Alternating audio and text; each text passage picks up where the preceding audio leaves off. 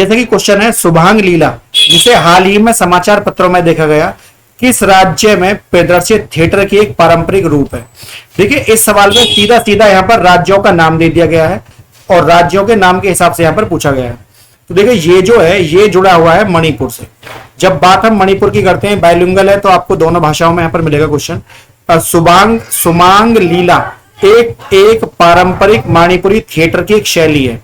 जातीय हिंसा और इसके कलाकारों को प्रभावित करना और राज्य की सांस्कृतिक समृद्धि को खतरे में डालने के कारण चुनौतियों का सामना कर रही है। देखिए राज परिवार के एक हास्य शैली के रूप में आरंभ होकर यह जन शिक्षा मनोरंजन में एक शक्तिशाली माध्यम के रूप में विकसित हुई है। इस अनूठे थिएटर में पुरुष अभिनेता महिलाएं भूमिकाएं निभाते हैं, मतलब जिसको नूपी साबिस कहते हैं।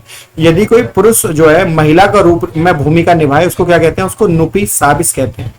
इस तरह से ट्रांसजेंडर अभिनेता महिला किरदार निभाते हैं और इस तरह से ये शैली जो है काफी फेमस है। कुल मिलाकर सांस्कृतिक समृद्धि जो खतरे में है, ये नाट्य शैली जो खत्म हो रही है शुभांग लीला, ये जो है मणिपुर की है। तो ये आपको पता होना चाहिए। अगला क्वेश्चन है हाल ही में खबरों में रही कलैगनार स्पोर्ट्स किट योजना किस राज्य द्वारा शुरू की गई है। देखिए कलैगनार स्पोर्ट्स किट जो योजना है ये हमारी शुरू करी गई है तमिलनाडु के द्वारा।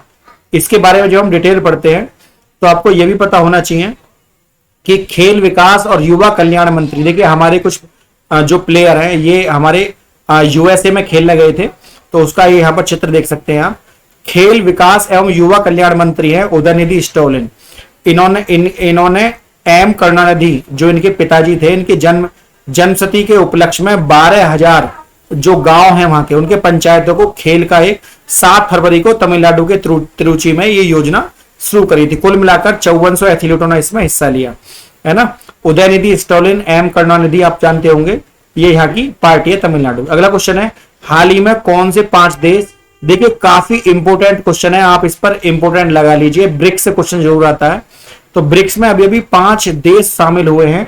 वो 5 देश कौन कौन से हैं? वो 5 देश हैं सऊदी अरब, मिस्र, यूएई मतलब संयुक्त अरब अमीरात, ईरान और इथोपिया।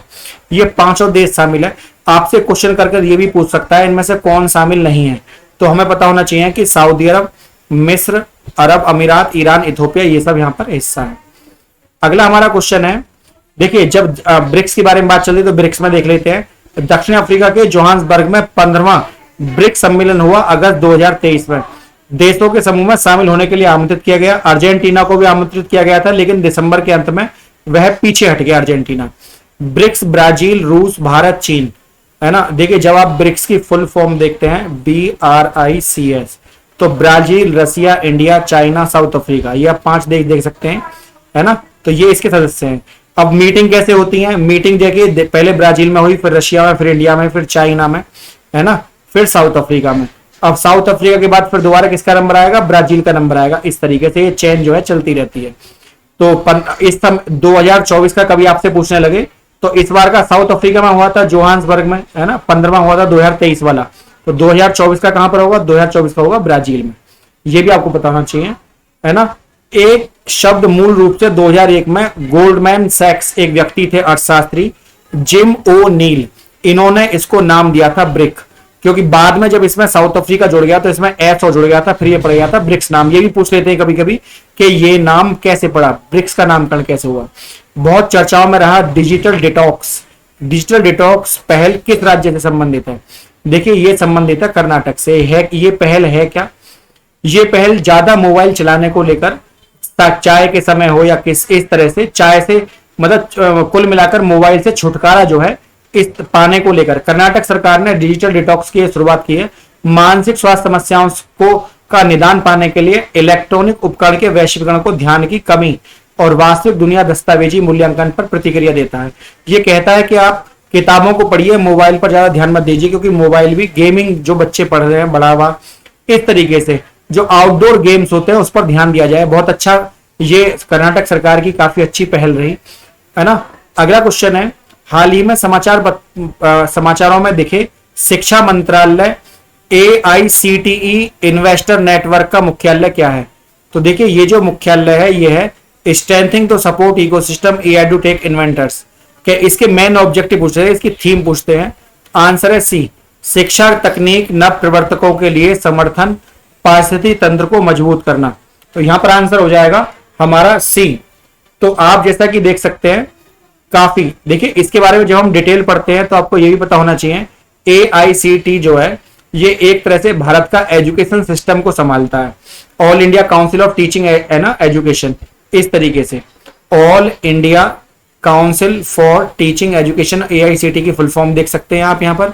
केंद्रीय मंत्री हैं धर्मेंद्र प्रधान, AICT के शिक्षा मंत्रालय के इनोवेशन सेल में इन्होंने शिक्षा मंत्रालय AICT इन्वेस्टर समिट रखा। इन्वेस्टर समिट ताकि लोग शिक्षा पर पैसे खर्च करें, कुछ स्टार्टअप आगे निकल कर आए, वित्तीय सहायता, सलाह, रणनीतिक किस तरह से प्रदान करें। प्रधानमंत्री नरेंद्र मोदी के दृष्टिकोण के अनुरूप नेटवर्क निजी निवेश को प्रोत्साहित करना है ताकि निजी लोग जो है अपना पैसा शिक्षा पर इन्वेस्ट करें। अगला क्वेश्चन है, अंतरिम बजट आया 2024-25 का, इसमें आत्मनिर्भर तिलहन अभियान शुरू हुआ था। तिलहन अभियान क्यों शुरू हुआ, किस फसल को ध्यान में रखकर हुआ? ठीक, ये हुआ था पहला वाला, सरसों, मूंगफली, तिल, सोयाबीन, सूरजमुखी। आपको पता होना चाहिए हमारे दक्षिण में सूरजमुखी और मूंगफली और तिल ये बहुत चलता है। हमारे बीच के हिस्से में भारत में सोयाबीन होता है और हमारे नॉर्थ के हिस्से में सरसों होता है। तो कुल मिलाकर ये पूरे ही उसको जो है यहाँ पर कवर करता है। तो हमारा आंसर हो जाएगा ए। देखिए आप थोड़ा सा भी अगर ध्यान देंगे ऑप्शन को तो आप टिक वैसे भी लगा देंगे अगर आप पढ़कर ना भी जा रहे हैं। जब बात तिलहन की आती है तो बात सीड्स की आती है, बात बीजों की आती है। बीज तो किसी भी चीज का हो सकता है। केंद्रीय मंत्री ने कॉर्पोरेट मंत्री श्रीमती निर्मला सीतारमन वित्तीय अंतरिम बजट बनाया। इसमें आत्मनिर्भरता को हासिल करने के लिए इन चीजों पर ध्यान दिया गया। हाल ही में खबरों में रहा दरलापल्ली थर्मल पावर प्लांट किस राज्य में है? देखिए ये पावर प्लांट है उड़ीसा में। बात उड़ीसा की चल रही है तो एनटीपीसी का प्लांट लगाया है। एनटीपीसी ने प्लांट लगाया है 1600 मेगावाट का। राउरकेला पीपी द्वितीय विस्तार परियोजना लगी यहाँ पर सेकंड 250 मेगावाट का एक और लगाया है। 28,978 करोड़ रुपए का कुल निवेश हुआ है। उड़ीसा के तालचेर जिले में 660 मेगावाट के 2 लगाए हैं। इनकी नींव रख दी गई है। एक पिट हेड स्टेशन कई राज्यों के साथ। देखिए जो पिछड़ा राज्य है उसको इतनी बड़ी चीजें, तमिलनाडु, गुजरात, असम की आपूर्ति बिजली संयंत्र करेगा, रोजगार तो पैदा करेगा, वो तो एक बात अलग है ही। हाल ही में खबरों में रहा सिग्नल X1 क्या है? देखिए सिग्नल X1 काफी चर्चाओं में रहा। यह है एक तरह का ब्लैक होल, है ना, ब्लैक होल है ये। इसके माध्यम से क्या करते हैं कि ये जो है आपको पता है इस तरीके से अपनी तरफ किसी भी चीज को, इसके अंदर की जो ग्रेविटेशनल फोर्स है अपने ओर को किसी भी चीज को ये खींच लेता है। जब अपनी ओर को खींच लेता है ना, इसका चित्र मैंने आपको पिछली वीडियो में भी दिखाया था। तो एक्सरे ध्रुवीकरण का सफलतापूर्वक मापा है। 4 दशक में पहला खोजा गया सिग्नल X1 हमारी आकाशगंगा में पहली पुष्टि की गई है कि ब्लैक होल प्रणाली में से एक है। ब्लैक होल सूर्य के द्रव्यमान का 20 गुना होता है। एक बाइनरी सिस्टम में एक साथी सुपरजायंट स्टार 40 गुना अधिक विशाल के साथ पृथ्वी सूर्य की दूरी से 400 गुना अधिक दूर स्थित गुरुत्वाकर्षण खिंचाव एक अभिवृद्धि डिस्क बनाता है जो नरम एक्सरे उत्पन्न करता है। देखिए पूरा इसको पूरा जांचा गया है किस तरीके से काम करता है। Which country became the first country European Union to issue digital Schengen visa? देखिए सेंगेन वीजा जो है उस वीजा को कहते हैं जो पूरी तरह से डिजिटलाइज हो, है ना। ये वर्ड जो है जापान से निकला है। तो जापान के सेंगेन वीजा को अपनाना डिजिटल सेंगेन वीजा जारी करना होता है। तो ये कौन सा यूरोपीय संघ का पहला देश है जिसने इसको अपनाया है? ये अपनाया है फ्रांस ने। जब बात हम उसकी करते हैं यूरोपियन कंट्री की तो आपको ये पता होना चाहिए कौन कौन से।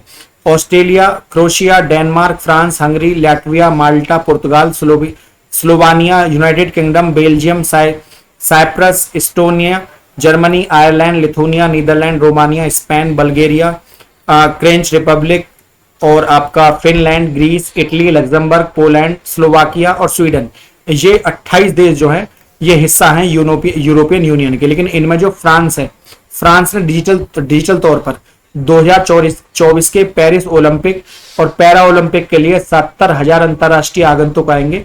उससे पहले काफी 2026 तक सेंगेन वीजा आवेदन प्रक्रिया को पूरी तरह से डिजिटल बना। देखिए जब कोई देश ओलंपिक अपने यहाँ कराता है तो ऑटोमेटिकली वो डिजिटल हो जाता है।